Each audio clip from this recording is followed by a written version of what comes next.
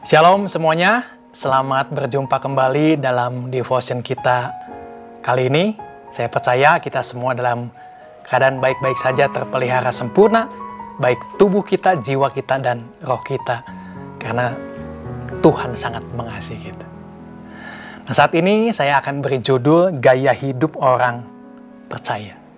Nah, kalau bicara tentang gaya hidup, saya pun sendiri melihat gaya hidup saya itu berubah-ubah seiring berjalannya waktu.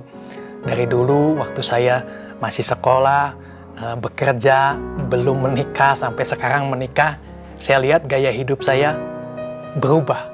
Nah, bicara tentang gaya hidup ini bicara tentang apa? Bicara tentang kebiasaan, tentang sikap seseorang, selera seseorang, standar moral, dan bagaimana cara seseorang menjalani hidupnya. Ada yang kita sering dengar, ada gaya hidup sehat atau gaya hidup tidak sehat dan yang lain sebagainya. Tapi apa yang saya mau bicarakan di sini adalah kita sebagai orang percaya, nah gaya hidup kita seperti apa? Yang lain itu bisa berubah gaya hidupnya. Tapi setelah kita menjadi orang percaya, kita harus punya gaya hidup sebagai orang percaya, dan ini tidak boleh berubah, tapi harus terus kita lakukan. Nah, apa yang saya bagikan di sini banyak sekali sebetulnya gaya hidup orang percaya, tapi saya akan bagikan satu aja, yaitu memuji. Memuji adalah salah satu gaya hidup orang percaya. Nah, saya akan lihat dari gaya hidup jemaat mula-mula, bahkan ini dalam Kisah Para Rasul dikatakan ada gaya hidup yang dilakukan oleh salah seorang dari murid Tuhan Yesus, yaitu Paulus dan Silas. Nah, saya akan bacakan dalam Kisah Para Rasul 16:23 ayat 31 bagaimana mereka melakukan gaya hidup orang percaya, yaitu memuji Tuhan, tetapi di tempat yang tidak biasa dan dalam keadaan yang menurut saya tidak biasa. Ya. Nah, saya akan bacakan, dikatakan demikian ayat 23. Setelah mereka berkali-kali didera, yaitu Paulus dan Silas, mereka dilemparkan ke dalam penjara. Nah, kepala penjara diperintahkan untuk menjaga mereka dengan sungguh-sungguh. Nah, sesuai dengan perintah itu, kepala penjara memasukkan mereka ke ruang penjara yang paling tengah dan membelenggu kaki mereka dalam pasungan yang kuat. Tetapi kira-kira tengah malam, Paulus dan Silas berdoa dan menyanyikan puji-pujian kepada Allah. Dan orang-orang hukuman lain mendengarkan mereka. Akan tetapi terjadilah gempa bumi yang hebat, sehingga sendi-sendi penjara itu goyah, dan seketika itu juga terbukalah semua pintu dan terlepaslah belenggu mereka semua.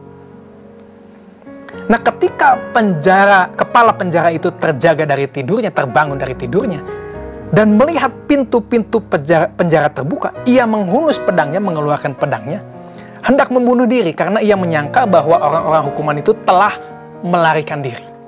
Tetapi Paulus berseru dengan suara nyaring, katanya, "Jangan celakakan dirimu, sebab kami semuanya masih ada di sini."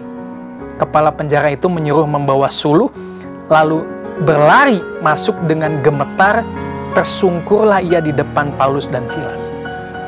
Ia mengantar mereka keluar sambil berkata, "Tuan, apakah yang harus aku perbuat supaya aku selamat?" Jawab mereka, "Percayalah kepada Tuhan Yesus Kristus dan engkau akan selamat, engkau dan seisi rumah."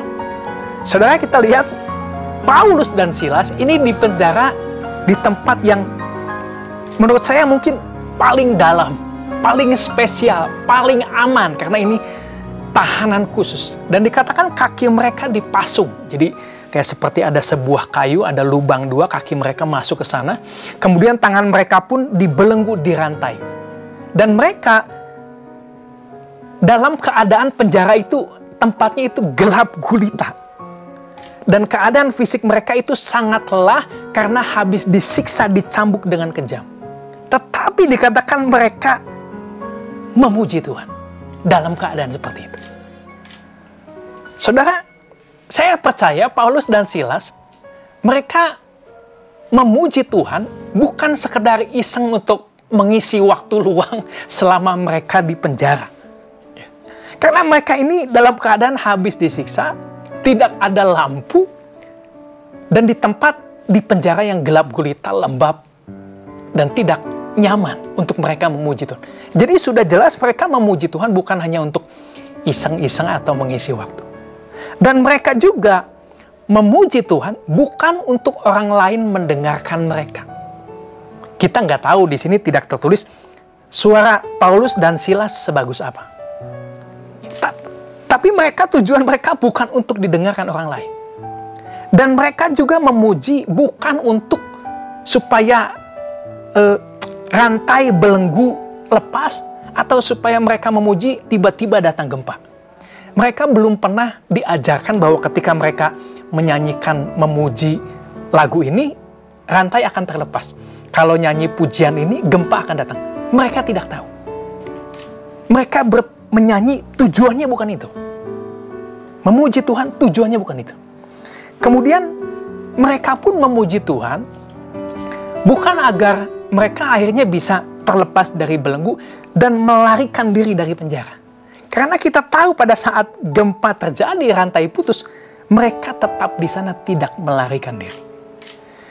Dan mereka pun memuji Tuhan bukan agar kepala penjara tiba-tiba mendatangi mereka, tersungkur di kaki mereka dengan ketakutan, dan berkata kepada mereka, bertanya kepada mereka, apa yang harus saya lakukan supaya saya selamat? Saudara, semua ini yang terjadi sungguh di luar dugaan Paulus dan Silas. Nah, jadi mengapa mereka memuji Tuhan? Tujuannya apa? Nah, kata memuji ini dikatakan dalam Kisah Rasul tadi yang kita baca, itu kata aslinya berasal dari kata humneo, artinya bernyanyi dengan keras, merayakan Tuhan dalam pujian. Kemudian ada kata lain juga, memuji ini adalah kata aslinya halal, di mana kita mendapatkan kata haleluya. Artinya apa? Artinya memuji, memuliakan, membanggakan, bersinar, bodoh, dan gila. Jadi tujuan Paulus dan Silas memuji murni hanya untuk merayakan, memuliakan Tuhan. Dan bagi mereka tidak masalah keadaan mereka habis disiksa, tidak masalah tempat mereka memuji di penjara, tidak masalah mereka terlihat seperti orang bodoh, seperti orang gila. Karena tujuan mereka murni hanya untuk memuji, memuliakan Tuhan, merayakan Tuhan. Nah, ini memuji ini adalah gaya hidup setiap kita orang percaya, dimanapun, kapanpun. Dan pada saat kita memuji Tuhan, artinya kita mengakui kebesaran Tuhan, kemuliaan Tuhan, keagungan Tuhan, kejayaan Tuhan, dan kita merayakan Tuhan. Nah, dalam Mazmur 148 ayat 1-14, di sini tertulis banyak kategori siapa yang memuji Tuhan. Nah, saya akan bacakan. Mulai dari ayat 1 dikatakan demikian. Haleluya, pujilah Tuhan di sorga, pujilah Dia di tempat tinggi, pujilah Dia hai segala malaikatnya, pujilah Dia hai segala tentaranya, pujilah Dia hai matahari dan bulan, pujilah Dia hai segala bintang terang, pujilah Dia hai langit yang mengatasi segala langit, hai air yang di atas langit. Baiklah semuanya memuji nama Tuhan, sebab Dia memberi perintah, maka semuanya tercipta. Dia mendirikan semuanya untuk seterusnya dan selamanya, dan memberi ketetapan yang tidak dapat dilanggar. Pujilah Tuhan di bumi, hai ular-ular naga dan segenap samudra raya, hai api dan hujan es, salju, kabut, angin badai yang melakukan firman-Nya, hai gunung-gunung, segala bukit, pohon buah-buahan, dan segala pohon aras, binatang-binatang liar, segala hewan, binatang melata, burung-burung yang bersayap, raja-raja di bumi dan segala bangsa, pembesar-pembesar, dan semua pemerintah dunia. Hai teruna dan anak-anak dara, orang tua dan orang muda, biarlah semuanya memuji-muji Tuhan. Sebab hanya namanya saja yang tinggi luhur, keagungannya mengatasi bumi dan langit. Ia telah meninggikan tanduk umatnya menjadi puji-pujian bagi semua orang yang dikasihinya, bagi orang Israel, umat yang dekat padanya. Haleluya. Jadi dalam Mazmur 148 ayat 1-14 ditulis dengan jelas siapa yang harus memuji Tuhan. Dan kalau kita baca di sini, hanya ada satu kategori yang tidak termasuk di sini, yaitu orang mati. Yesaya 38 ayat 18 dikatakan demikian. Sebab dunia orang mati tidak dapat mengucap syukur kepadamu, dan maut tidak dapat memuji-muji engkau. Orang-orang yang turun ke liang kubur tidak menanti-nanti akan kesetiaanmu. Jadi orang hidup yang tidak memuji Tuhan, itu sama seperti orang yang sudah mati. Saudara, kebesaran, kemuliaan, keagungan Tuhan, itu tidak mengikuti keadaan. Apapun keadaan kita, apapun situasi yang terjadi, Tuhan tetap agung, tetap mulia, Dia tetap besar, dan layak untuk menerima puji-pujian dari kita. 1 Tawarikh 29 ayat 11 dikatakan, ya Tuhan punya mula kebesaran dan kejayaan, kehormatan, kemasyuran, dan keagungan. Ya, segala-galanya yang ada di langit dan di bumi. Ya Tuhan punya mula kerajaan, dan Engkau yang tertinggi itu melebihi segala-galanya sebagai kepala. Nah, kita akan terus memuji Tuhan. Dan pada saat kita memuji Tuhan, kita bukan memuji sekedar lip sync, tapi kita memuji secara otentik, sepenuh hati, murni untuk Tuhan. Dan pada saat kita memuji, kita tidak peduli apakah pada saat kita memuji belenggu akan terlepas, apakah gempa akan datang, apakah pintu penjara akan terbuka. Ya. Tetapi kehadiran Allah yang intim dan kekal di dalam Yesus Kristus, itu yang akan membebaskan kita semua. Dan kalaupun sesuatu terjadi, ada gempa, rantai terlepas, kita keluar dari penjara, itu adalah sesuatu yang biasa. Mujizat adalah sesuatu yang biasa bagi kita orang-orang percaya mengalami ini. Amin. Mazmur 145 ayat 2 dikatakan, setiap hari aku hendak memuji Engkau dan hendak memuliakan namamu untuk seterusnya dan selamanya. Nah, kita akan terus memuji Tuhan setiap hari, mulai hari ini dan sampai selama-lamanya.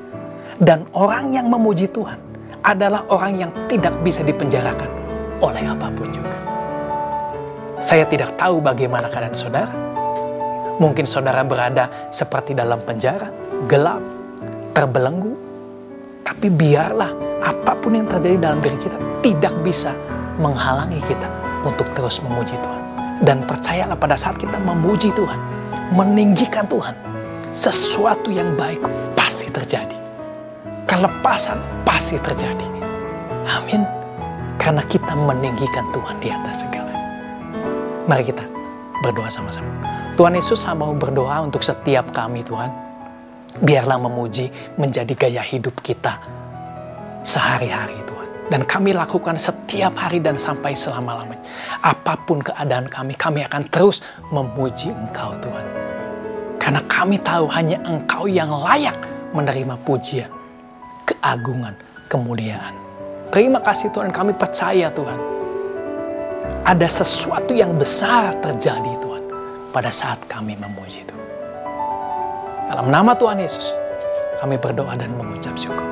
Amin. Tuhan Yesus memberkati. Sampai ketemu kembali dalam devotion berikutnya.